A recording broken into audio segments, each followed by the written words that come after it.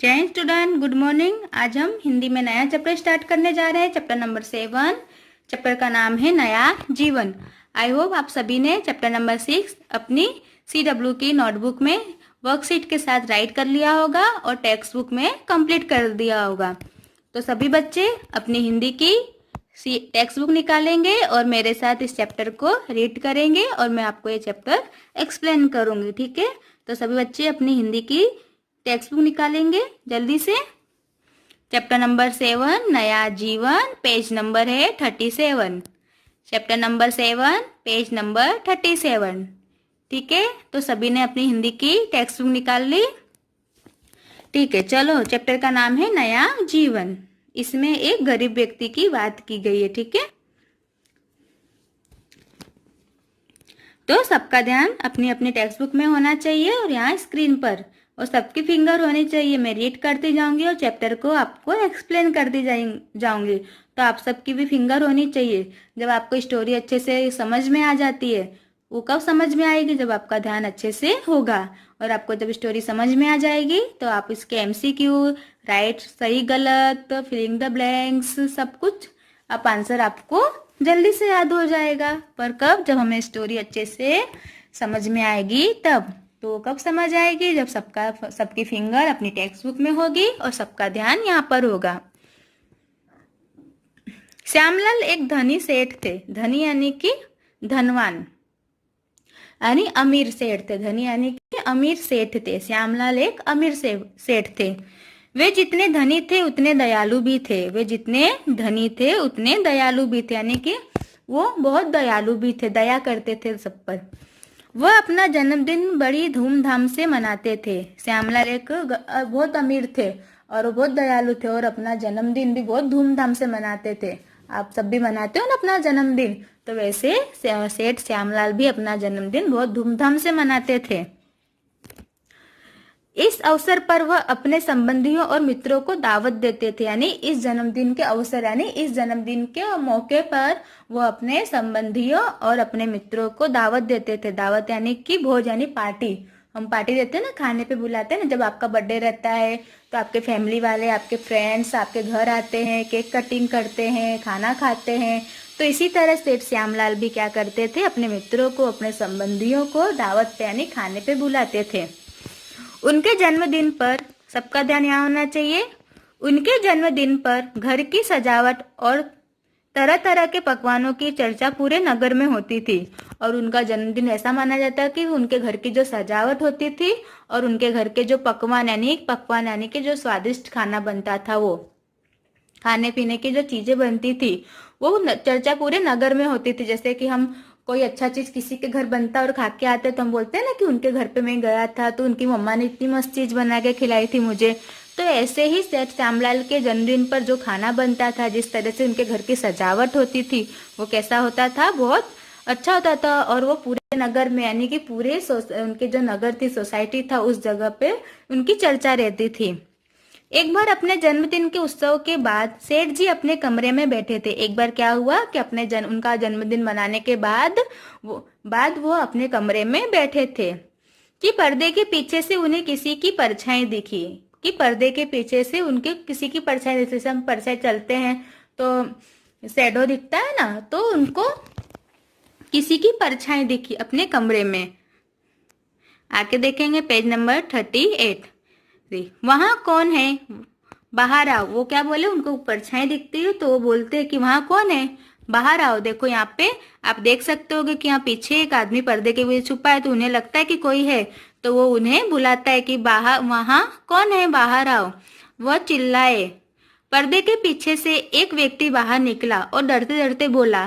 पर्दे के पीछे से एक व्यक्ति बाहर निकलता है और डरते डरते बोलता है। सबका ध्यान होना चाहिए आगे। सेठ जी, मेरा नाम दयाराम है। सेठ जी, मेरा नाम क्या है? दयाराम। पर्दे के पीछे जो व्यक्ति, जो आदमी छुपा होता है, उसका नाम क्या था? दयाराम।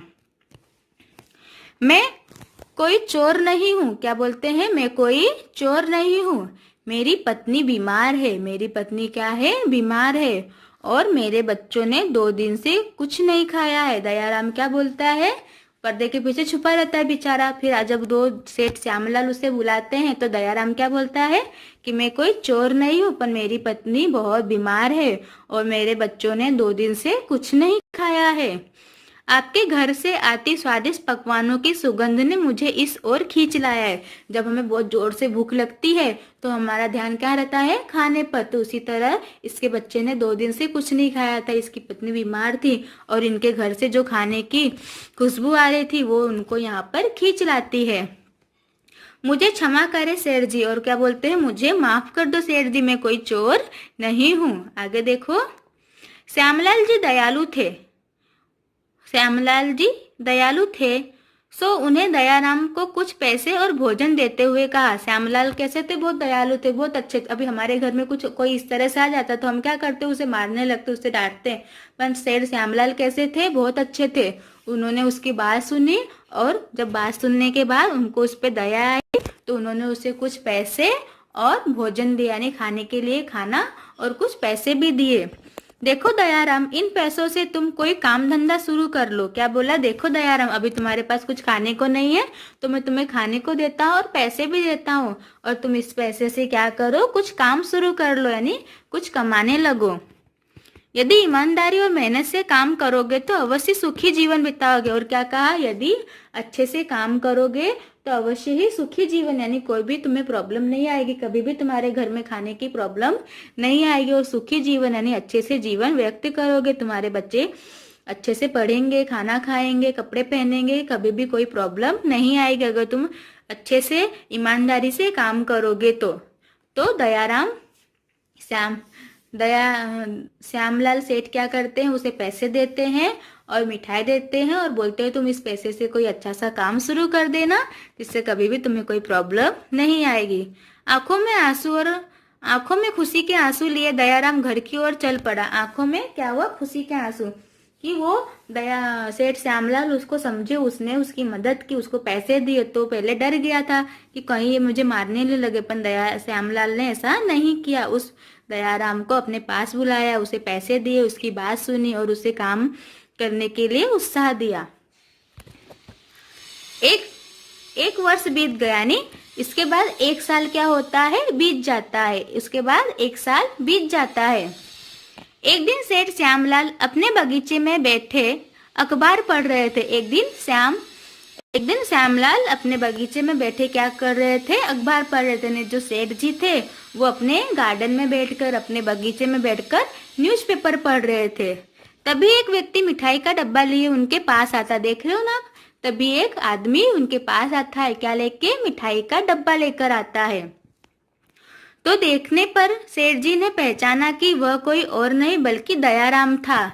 और उस व्यक्ति को जब वो देखते हैं तो पहचान जाते हैं और वो कौन होता है, जो उनके घर में उस दिन उनके जन्मदिन पर आया रहता है, दयाराम ही रहता है।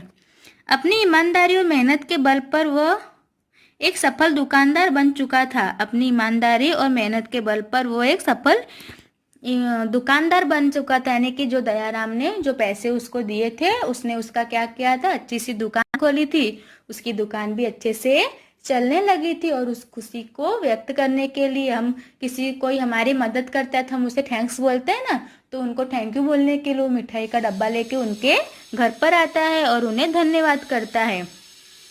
वह सेठ जी के प्रति अपना आभार प्रकट करने आया। आभार प्रकट यानी कि उन्हें थैंक यू बोलने आया था। सेठ जी ने उसे एक नया जीवन दिया था, यानी सेठ जी ने उसे एक नया जीवन दिया था। अगर सेठ जी चाहते तो उसे अपने घर से निकाल देते हो, पुलिस में दे दे, क्योंकि वो चोरों की तरह आया था, यानी पीछे छुपाते हुए आया था। तो सेठ जी ने ऐसा नहीं किया, बल्कि उसे एक नया जीवन दिया, उसकी हेल्प की, उसे पैसे दिए, उसकी मदद की और अच्छे से वो अपना काम शुरू किया। तो वो सेठ जी के पास, जब वो अपने गार्डन में बैठे रहते हैं तब वो उनके पास आता है और उन्हें क्या करता है, अपना आभार प्रकट करता है, यानी उन्हें धन्यवाद बोलता है। तो समझ में आई स्टोरी, क्या था कि एक बार क्या होता है, सेठ श्यामलाल जी का बर्थडे होता है। अब मैं आपको स्टोरी फटाफट समझा देती हूँ एक बार। अच्छे से सुनना है, सबका ध्यान। एक बार क्या होता है, सेठ श्यामलाल क्या होते हैं, उनका जन्मदिन होता है और वो अपना जन्मदिन बहुत धूमधाम से मनाते हैं। उनके उनके घर पर जन्मदिन पर बहुत अच्छा अच्छा खाना बनता है, जिसकी चर्चा उनके पूरे सोसाइटी यानी पूरे नगर में रहती थी, क्योंकि उनके घर बहुत अच्छा खाना बनता था। तो दयाराम क्या था, बेचारा गरीब था, उसके पास खाने को कुछ नहीं था और उसकी पत्नी बीमार थी। उसके बच्चे ने 2 दिन से खाना नहीं खाया था। कौन बीमार थी? पत्नी। और खाना किसने नहीं खाया था? उसके बच्चों ने। तो वो सेठ जी के घर पर आता है, लेकिन छुप जाता है। कहाँ छुप जाता है? पर्दे के पीछे छुप जाता है। और जब सेठ जी का बर्थडे, जिस दिन उनका जन्मदिन था, तो जन्मदिन मनाकर अपने जब कमरे में आते हैं तो उन्हें कुछ परछाई दिखाई देती, शैडो जैसा दिखाई देता है। तो वो बोलते हैं कि कौन है पर्दे के पीछे, कौन है, बाहर निकलो। तब दयाराम डरते डरते उनके सामने आता है और उन्हें बोलता है कि सेठ जी, मैं चोर नहीं हूँ, मेरी पत्नी बहुत, क्या है, क्या थी इसकी पत्नी? बीमार थी। मेरी पत्नी बहुत बीमार है और मेरे बच्चों ने 2 दिन से खाना नहीं खाया है। तो सेठ श्यामलाल जी ने क्या किया, उसकी मदद की, उसे बहुत सारा पैसा दिया और खाने को खाना भी दिया और कहा, देखो दयाराम, तुम इन पैसों से कुछ अच्छा सा काम शुरू कर देना, जिससे तुम्हें बाद में कोई प्रॉब्लम नहीं आएगी और तुम अच्छे से काम करोगे तो तुम आगे बढ़ते जाओगे। और उनकी मदद करता है, सेठ श्यामलाल दयाराम की मदद करता है। फिर इसी तरह दयाराम पैसे लेकर अपने घर चला जाता है और वो एक दुकान उसने शुरू करता है। एक दिन क्या होता है, यानी 1 साल, इस घटना को घटे 1 साल बीत जाते हैं। सेठ श्यामलाल अपने घर के बाहर अपने गार्डन में बैठकर न्यूज़पेपर पढ़ते रहते हैं। तभी दयाराम उनके पास आता है और उसके हाथ में क्या रहता है? मिठाई का डब्बा। तो सेठ श्यामलाल उसको देखकर पहचान जाते दयाराम को कि ये तो दयाराम है। और दयाराम उनको थैंक यू बोलने के लिए आता है। तो थैंक यू बोलने के आता है तो अपने साथ क्या लेके आता है? एक मिठाई का डब्बा। और उन्हें वो थैंक यू बोलता है और बोलता है कि आपने मुझे एक नया जीवन दिया है। अगर आप मेरी मदद नहीं करते तो मैं कभी भी कोई नया काम शुरू नहीं कर पाता। तो मैं कभी भी कोई नया काम शुरू नहीं कर पाता, मेरे बच्चे भूखे ही रहते, पर आपने मेरे ऊपर भरोसा दिखाया, मेरी हेल्प की, इसलिए मैं आपको धन्यवाद बोलने आया हूँ। तो वो दयाराम सेठ श्यामलाल को क्या बोलते हैं? धन्यवाद बोलते हैं। देखो किस तरह से सेठ श्यामलाल ने उस दयाराम की हेल्प की। तो इस कहानी से हमने क्या सीखा कि हमें भी सबकी हेल्प करनी चाहिए, कभी भी किसी को गलत नहीं समझना चाहिए। हाँ, वो अगर हमसे झूठ बोलता है, पर अगर कोई हमसे सच बोलता है तो हमें भी उसकी हेल्प करनी चाहिए, उस पर भरोसा करना चाहिए, उसकी मदद करनी चाहिए। कोई भी गरीब व्यक्ति है, अगर उसके पास खाने को नहीं है तो हमें उसे खाने को देना चाहिए। क्यों? मुसीबत के समय हमें एक दूसरे की हेल्प करनी चाहिए। जिस तरह से सेठ श्यामलाल जी ने उनकी मदद की थी, उनकी हेल्प की थी, उन्होंने अच्छे से हेल्प की थी। समझ में आया? तो एक बार फिर से हम क्या करेंगे, इस चैप्टर को रीड करेंगे। सबकी फिंगर होनी चाहिए ताकि आपको ये स्टोरी अच्छे से अब समझ में आ जाए। ठीक है? श्यामलाल एक धनी सेठ थे। वे जितने धनी थे उतने दयालु भी थे। वह अपना जन्मदिन बड़ी धूमधाम से मनाते थे। सबका ध्यान देना चाहिए, सब बोलेंगे मेरे साथ साथ। इस अवसर पर वह अपने संबंधियों और मित्रों को दावत देते थे।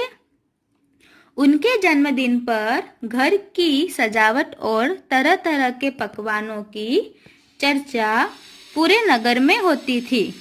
एक बार अपने जन्मदिन के उत्सव के बाद सेठ जी अपने कमरे में बैठे ही थे कि पर्दे के पीछे से उन्हें किसी की परछाई दिखाई दी।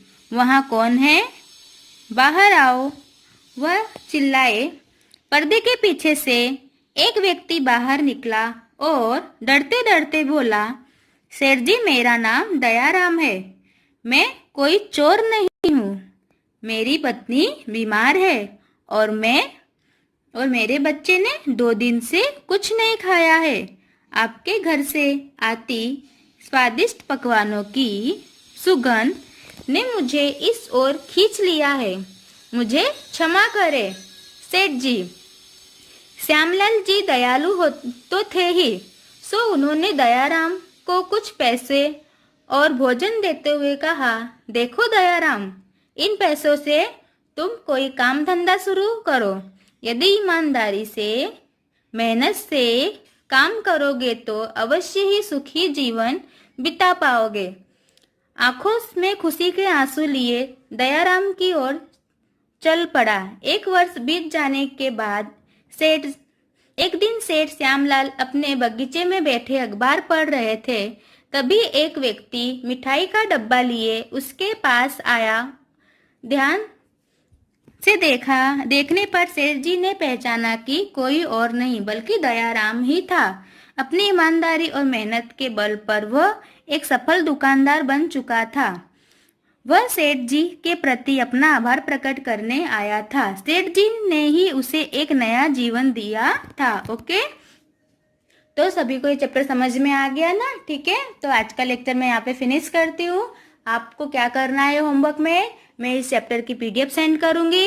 आपको टेक्स्ट बुक और नोटबुक में अपना वर्क अच्छे से कंप्लीट करना है। पहले मैं आपको रिटर्न वर्क भेजती थी, अब मैं आपको रिटर्न वर्क नहीं भेजूंगी। आपको PDF में से देखकर अपनी नोटबुक और टेक्स्ट बुक कंप्लीट करनी है और प्लस उससे लर्न भी करना है एग्जाम के लिए।